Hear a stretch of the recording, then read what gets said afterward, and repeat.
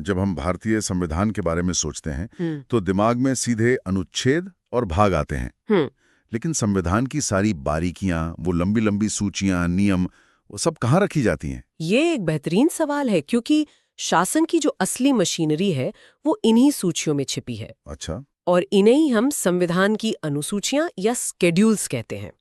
ये वो हिस्सा है जहां सिद्धांत मतलब असल में व्यवहार में बदलते हैं। बिल्कुल। तो आज हम भारतीय संविधान की इन्हीं 12 अनुसूचियों के गहराई में उतरेंगे। हमारे पास जो स्रोत हैं वो इनका एक अच्छा खाका तो देते हैं, लेकिन हमारा मिशन सिर्फ ये जानना नहीं है कि ये क्या है।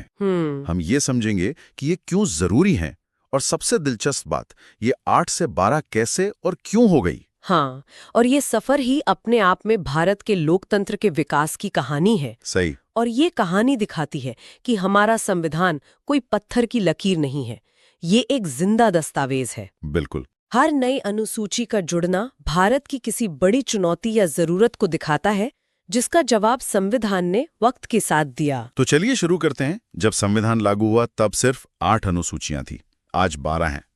पहली 4 तो एक तरह से देश का ढांचा ही तैयार करती हैं। हाँ, पहली अनुसूची से ही शुरू करते हैं। हाँ। ये भारत की भौगोलिक परिभाषा देती है।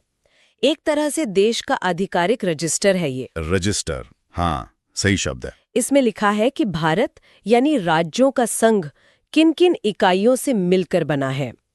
पर यहाँ एक जरूरी बात बतानी है। क्या?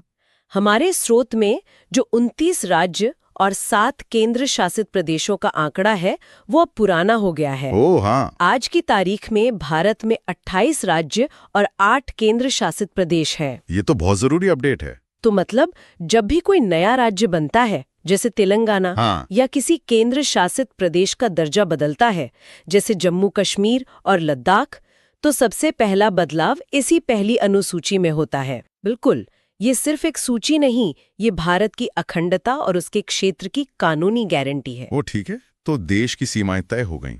अब इसे चलाने वाले लोगों की बात करते हैं। यहीं पर दूसरी और तीसरी अनुसूची आती है ना? हाँ। दूसरी अनुसूची को मैं तो एक तरह से देश की टॉप मैनेजमेंट की सैलरी स्लिप कहता हूँ। हाँ, ये कहने का अच्छा तरीका है। इसमें राष्ट्रपति, राज्यपाल, जज, लोकसभा अध्यक्ष, इन सब बड़े पदों पर बैठे लोगों के वेतन, भत्ते, पेंशन, सबका जिक्र है। और इसके पीछे का तर्क बहुत गहरा है। इन पदों पर बैठे लोगों का वेतन संविधान में लिख देने का मतलब है कि उनकी आर्थिक सुरक्षा सरकार की दया पर निर्भर नहीं है। अच्छा, ताकि वो निष्पक्ष रहें। बिल्कुल, ये उनकी स्वतंत्रता सुनिश्चित करने का एक तरीका है, खासकर न्यायपालिका के लिए। और तीसरी अनुसूची में इन्हीं लोगों की शपथ, मतलब वो क्या कसम खाते हैं। हाँ, और जो आकर्षक बात है वो ये है कि संविधान कितनी बारीकी से काम करता है। ये सिर्फ ये नहीं कहता कि शपथ लेनी है, बल्कि ये भी बताता है कि शपथ के शब्द क्या होंगे। हर पद के लिए अलग। हाँ, प्रधानमंत्री की शपथ के शब्द सुप्रीम कोर्ट की जज की शपथ से थोड़े अलग होंगे, क्योंकि दोनों के कर्तव्य अलग है। ये बारीकी बहुत मायने रखती है। सही बात है। और इसी ढांचे को पूरा करती है चौथी अनुसूची। राज्यसभा की सीटें। हाँ, कि किस राज्य से राज्यसभा में कितनी सीटें आएंगी। ये तो सीधे सीधे राज्यों के प्रतिनिधित्व से जुड़ा मामला है। बिल्कुल, और ये मोटे तौर पर आबादी पर आधारित है, लेकिन पूरी तरह से नहीं।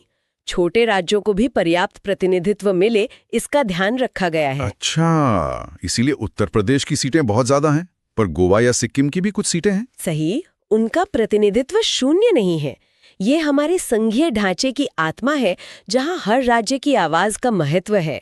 तो अभी तक हमने सरकार के ढांचे और उसके पदाधिकारियों की बात की, लेकिन भारत एक जैसा देश तो है नहीं। बिल्कुल नहीं। यहाँ की सबसे बड़ी खूबसूरती और चुनौती इसकी विविधता है। हाँ। तो संविधान इस विविधता को कैसे संभालता है, खासकर आदिवासी समुदायों को? अब हम संविधान के सबसे संवेदनशील और प्रगतिशील हिस्से पर आ रहे हैं, 5वीं और 6ठी अनुसूची। 5वीं अनुसूची? हाँ, 5वीं अनुसूची देश के कई राज्यों में फैले अनुसूचित क्षेत्रों और अनुसूचित जनजातियों के प्रशासन के लिए विशेष प्रावधान करती है। यह मानती है कि इन क्षेत्रों पर सामान्य कानून लागू नहीं किए जा सकते। यानी यहाँ राज्यपाल को विशेष शक्तियां दी गई हैं। हाँ, कि वे संसद या विधानसभा के किसी कानून को कुछ संशोधनों के साथ लागू करें या ना करें, ताकि जनजातीय हितों की रक्षा हो सके। और एक जनजातीय सलाहकार परिषद भी होती है। हाँ, ट्राइब्स एडवाइजरी काउंसिल। इसका मूल विचार ही संरक्षण और सशक्तिकरण है। लेकिन यहाँ एक सवाल उठता है, अगर 5वीं अनुसूची में देश के ज्यादातर जनजातीय क्षेत्रों की बात हो गई, तो फिर 6ठी अनुसूची में सिर्फ 4 राज्यों के लिए अलग से प्रावधान क्यों? कौन से 4 राज्य? असम, मेघालय, त्रिपुरा और मिजोरम। हाँ, ये सवाल इस मुद्दे के दिल में उतरता है। इसका जवाब इतिहास में है। इन उत्तर पूर्वी राज्यों के जनजातीय क्षेत्रों की अपनी बहुत ही विशिष्ट संस्कृति, परंपराएं और ऐतिहासिक स्वायत्तता रही है। अच्छा। तो संविधान निर्माताओं ने ये महसूस किया कि उन्हें 5वीं अनुसूची से भी ज्यादा स्वायत्तता की जरूरत है। ज्यादा स्वायत्तता मतलब कैसी? इसीलिए 6ठी अनुसूची के तहत स्वायत्त जिला परिषदों मतलब ऑटोनोमस डिस्ट्रिक्ट काउंसिल्स का गठन किया गया।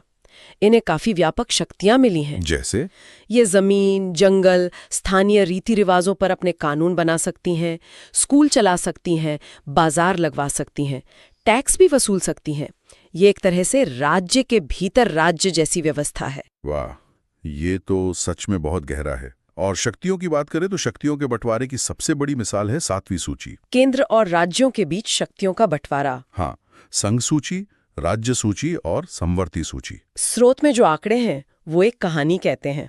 संख्याओं में बदलाव वाली कहानी। हाँ, संघ सूची 97 से बढ़कर 100 विषय, राज्य सूची 66 से घटकर 61 और समवर्ती सूची 47 से बढ़कर 52 हो गई। ये जो संख्याओं का खेल है ना, ये सिर्फ गिनती नहीं है, ये भारत के संघीय ढांचे के धीरे धीरे केंद्रीकरण की ओर झुकने की कहानी कहता है। केंद्रीकरण की ओर कैसे? जैसे 1976 में 42वें संशोधन के जरिए 5 महत्वपूर्ण विषयों को राज्य सूची से निकालकर समवर्ती सूची में डाल दिया गया। कौन कौन से विषय थे वो? शिक्षा, वन, नापतौल, वन्य जीवों का संरक्षण और न्याय प्रशासन। ओह, शिक्षा भी।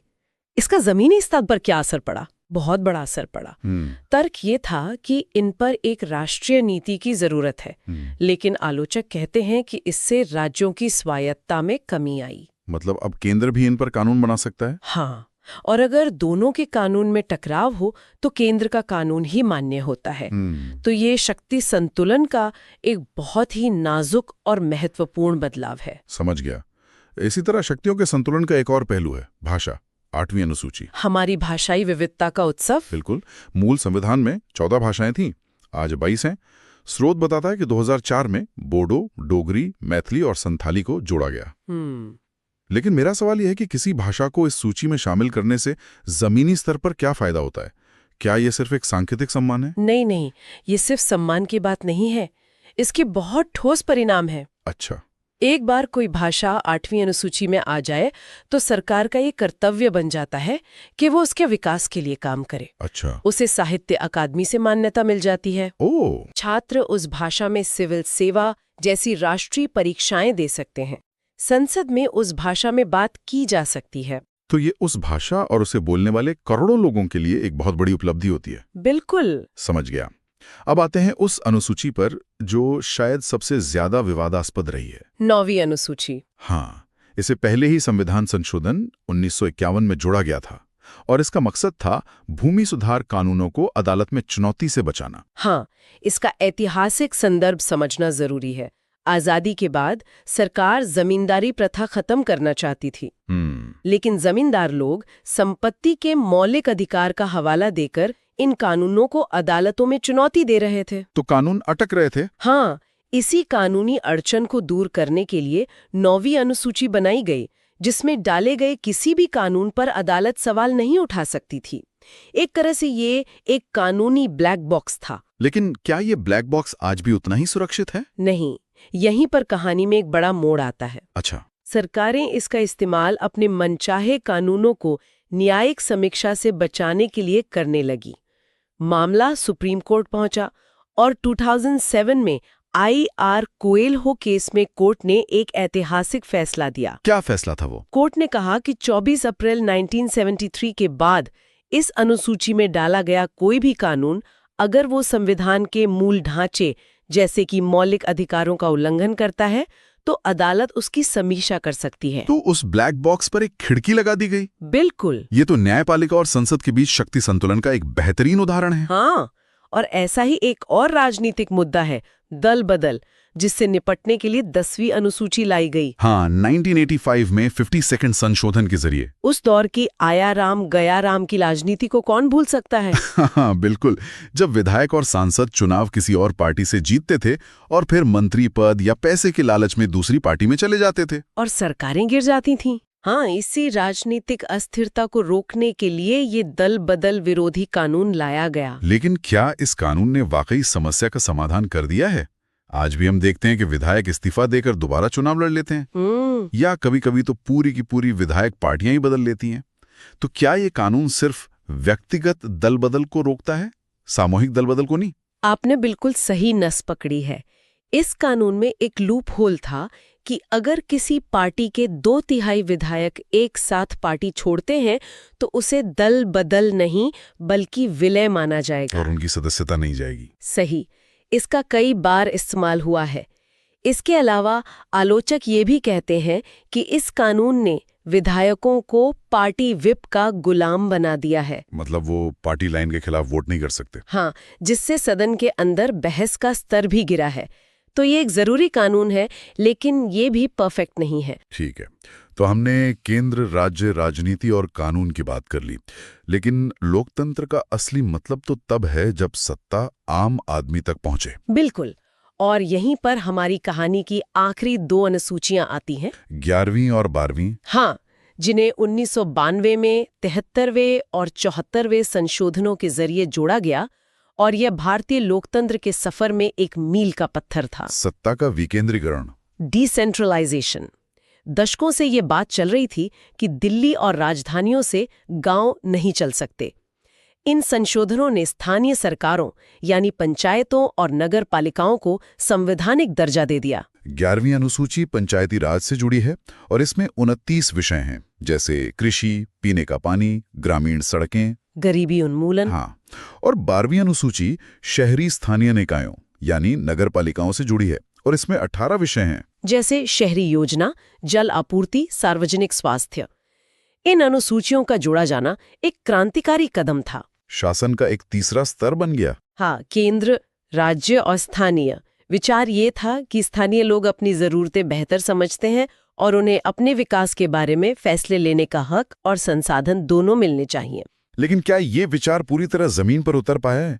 आज भी हम सुनते हैं कि पंचायतों के पास फंड की कमी है या राज्य सरकारें उन्हें पूरी शक्तियां नहीं देती। ये विकेंद्रीकरण की सबसे बड़ी चुनौती है। संविधान ने तो रास्ता दिखा दिया, लेकिन असली शक्ति का हस्तांतरण मतलब फंड्स, फंक्शंस और फंक्शनरीज का ट्रांसफर, वो आज भी कई राज्यों में अधूरा है। राज्य सरकारें हिचकिचाती हैं। हाँ, वे अक्सर अपनी शक्ति स्थानीय निकायों को देने में हिचकिचाती हैं। तो संवैधानिक दर्जा मिलने के बावजूद जमीनी स्तर पर लोकतंत्र को मजबूत करने की लड़ाई अभी भी जारी है। तो आज हमने भारत के संविधान की 12 अनुसूचियों का सफर तय किया। ये सिर्फ एक सूची नहीं है। नहीं, बिल्कुल नहीं। ये देश के भौगोलिक आधार से लेकर उसके शासन की रूपरेखा, शक्तियों का जटिल संतुलन, सामाजिक विविधता का सम्मान और जमीनी लोकतंत्र की आकांक्षाओं तक की पूरी कहानी है। बिल्कुल। ये अनुसूचियां दिखाती हैं कि हमारा संविधान कितना व्यवहारिक और विस्तृत है। ये सिर्फ बड़े बड़े आदर्शों की बात नहीं करता, बल्कि उन्हें लागू करने का रास्ता भी दिखाता है। और 8 से 12 तक का इनका विकास ये साबित करता है कि ये समय की जरूरतों के हिसाब से खुद को ढालने में सक्षम है। हाँ, ये अनुकूलन क्षमता इसकी ताकत है। लेकिन जैसा हमने 9वीं और 10वीं अनुसूची के मामले में देखा, ये चुनौतियां भी पैदा करती है। आपने सही कहा, ये लचीलापन एक दोधारी तलवार है। हर संशोधन और हर नई अनुसूची संविधान की मूल भावना को बदलने का जोखिम भी साथ लाती है। जैसे 9वीं अनुसूची को सामाजिक न्याय के लिए लाया गया था, लेकिन उस पर मौलिक अधिकारों के हनन का आरोप लगा। 10वीं को राजनीतिक स्थिरता के लिए लाया गया, लेकिन उस पर विधायकों की अभिव्यक्ति की आजादी को दबाने का आरोप लगा। तो संविधान का विकास हमेशा सीधा और सरल नहीं होता। बिल्कुल नहीं। ये सब जानने के बाद एक सवाल सोचने पे मजबूर करता है। संविधान में जरूरत के हिसाब से नई अनुसूचियां जोड़ी गईं। हाँ। अगर आज के भारत की बड़ी चुनौतियों को देखते हुए एक 13वीं अनुसूची जोड़ने की जरूरत पड़े, तो वो किस विषय पर हो सकती है? ये एक बहुत ही प्रासंगिक विचार है। क्या वो पर्यावरण संरक्षण और जलवायु परिवर्तन पर होनी चाहिए, जो केंद्र और राज्यों की जिम्मेदारियों को साफ-साफ और अनिवार्य रूप से तय करें? ये एक संभावना है। या फिर डिजिटल अधिकारों, डेटा सुरक्षा और आर्टिफिशियल इंटेलिजेंस के इस नए दौर में नागरिकों की प्राइवेसी और अधिकारों की रक्षा के लिए एक नई अनुसूची की जरूरत है? इस पर विचार जरूर कीजिएगा।